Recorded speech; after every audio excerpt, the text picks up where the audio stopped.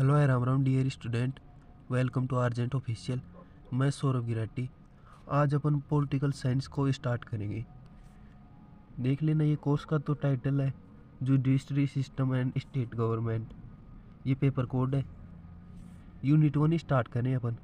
आज judiciary system और supreme court देखेंगे। अगर आपने प्यार दिया तो आगे भी क्लास लाएंगे, वरना यही क्लास पर अपन को समाप्त करना पड़ेगा। इकाई 1 देखते हैं, न्यायपालिका। एक मिनट। इकाई 1, न्यायपालिका, सर्वोच्च न्यायालय।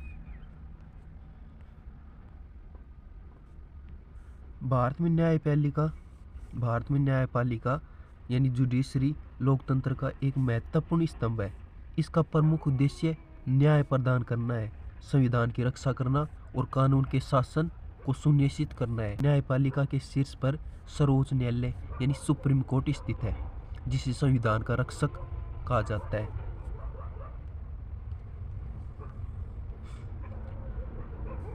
सर्वोच्च न्यायालय की परिभाषा और इसके महत्व। सर्वोच्च न्यायालय भारत का सर्वोच्च न्यायिक निकाय है, इन हाईएस्ट जुडिकल अथॉरिटी है। यह संविधान के अनुच्छेद 124 से लेकर 147 के तहत स्थापित किया गया है। इसकी स्थापना 26 जनवरी 1950 को भारतीय संविधान लागू होने के साथ हुई थी। इसका मुख्यालय नई दिल्ली में स्थित है। यह न्यायपालिका का शीर्ष न्यायालय है और इसके निर्णय सभी अदालतों पर बाध्यकारी होते हैं। ये सभी न्यायालयों का निर्णय ले सकता है। सर्वोच्च न्यायालय की संरचना यानी स्ट्रक्चर ऑफ सुप्रीम कोर्ट। पहले तो मुख्य न्यायाधीश और अन्य न्यायाधीश होते हैं। सर्वोच्च न्यायालय में मुख्य न्यायाधीश यानी chief justice of India CJI और अधिकतम 34 अन्य जज होते हैं। पहले न्यायाधीशों की संख्या 8 थी, जिसे समय समय पर बढ़ाकर 34 कर दिया गया। न्यायाधीशों की नियुक्ति अनुच्छेद 124 भाग 2। मुख्य न्यायाधीशों की नियुक्ति भारत के राष्ट्रपति द्वारा की जाती है। सर्वोच्च न्यायालय के वरिष्ठतम न्यायाधीशों को मुख्य न्यायाधीश बनाया जाता है। अन्य न्यायाधीशों की नियुक्ति राष्ट्रपति द्वारा मुख्य न्यायाधीश और सर्वोच्च न्यायालय के अन्य वरिष्ठ न्यायाधीशों की सलाह से की जाती है। यानी नियुक्ति राष्ट्रपति करता है और सलाह कौन देते हैं? न्यायालय के अन्य वरिष्ठ न्यायाधीश। इसे कॉलेजियम प्रणाली कहा जाता है। न्यायाधीशों का कार्यकाल और सेवानिवृत्ति, टेन्यूर एंड रिटायरमेंट। सर्वोच्च न्यायालय के न्यायाधीश 65 वर्ष की आयु तक अपने पद पर बने रह सकते हैं। इसे राष्ट्रपति के आदेश से संसद द्वारा महाभियोग के माध्यम से हटाया जा सकता है। न्यायाधीशों की अयोग्यता अनुच्छेद 124 भाग 4। यदि कोई न्यायाधीश अस्वस्थ हो जाता है, किसी भ्रष्टाचार में लिप्त पाया जाता है या पद का दुरुपयोग करता है, तो उसे हटा दिया जाता है। तो उसे संसद के दोनों सदनों द्वारा विशेष बहुमत से हटाया जा सकता है। अब है सर्वोच्च न्यायालय की शक्तियां और उसके कार्य, power and function of supreme court. मूल अधिकारिता अनुच्छेद 131। सर्वोच्च न्यायालय कुछ मामलों में सीधे सुनवाई कर सकता है। इनमें प्रमुख मामले कौन कौन से हैं? राज्य बनाम केंद्र, राज्य वर्सेज केंद्र हो तो, राज्य बनाम राज्य, राज्य वर्सेज राज्य हो तो, संविधान से जुड़े कानूनी मामले, इनमें सुप्रीम कोर्ट सुनवाई कर सकता है। अपीलीय अधिकारिता अनुच्छेद 132 से लेके 134। सर्वोच्च न्यायालय उच्च न्यायालयों के फैसलों के खिलाफ अपील सुनाता है। इसमें 3 प्रकार के मामले आते हैं: संवैधानिक मामले, सिविल मामले और आपराधिक मामले। विशेष अनुमति याचिका अनुच्छेद 136। सर्वोच्च न्यायालय को किसी भी अदालत के निर्णय को चुनौती देने की शक्ति है। यानी सबसे बड़ा न्यायालय होता है सर्वोच्च न्यायालय। वो हाई कोर्ट को भी चुनौती दे सकता है अगर वो सही से काम ना करे तो।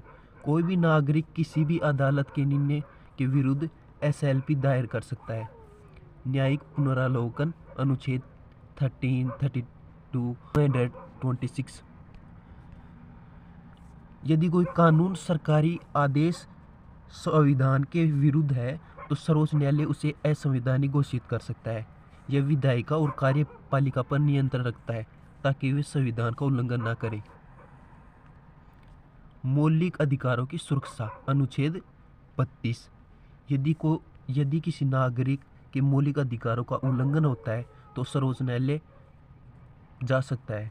यानी अगर किसी नागरिक का मौलिक अधिकार का ह्रास हो रहा है, कम उनका मौलिक अधिकारों का उल्लंघन कर रहा है कोई, तो वो सर्वोच्च न्यायालय में जा सकता है, अपील कर सकता है। सर्वोच्च न्यायालय निम्नलिखित रिट्स जारी करता है। रिट का नाम है एक साइड और एक साइड में उसका उद्देश्य है। हैबियस कॉर्पस किसी व्यक्ति को गैरकानूनी हिरासत से छुटाने के लिए।